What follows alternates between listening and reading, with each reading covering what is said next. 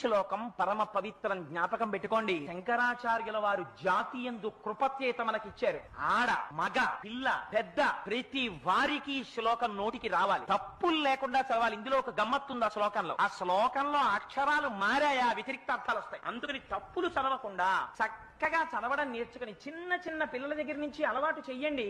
స్నానం చెయ్యగానే ఒక్కసారి అమ్మవారి దగ్గరికి వెళ్ళి ఆ కట్టుకున్న తువ్వాలతోటో అందులో బాలల భక్తికి అమ్మవారు పొంగిపోతుంది. కూర్చుని అమ్మ చరజ్యోత్స్న సుక్తాం శశయుత జటాజూటమకుటాం వరత్రా సత్రాన స్ఫటిక ఘుటికా పుస్తకరాం సకృన్నత్వా నత్వా కథమివ సతాం సన్నిదదతే మధుక్షీరద్రాక్షా మధురి మధురీణా ఫణితయః అని రోజు అది చదవడం నేర్పండి. మీరు 1,00,00,000 రూపాయలు ఇచ్చినప్పుడు మీ మనవడిని రక్షించుకున్న కన్నా ఈ ఒక్క శ్లోకాన్ని మీ మనవడికి మీరు నేర్పారా, వాడి జీవితాన్ని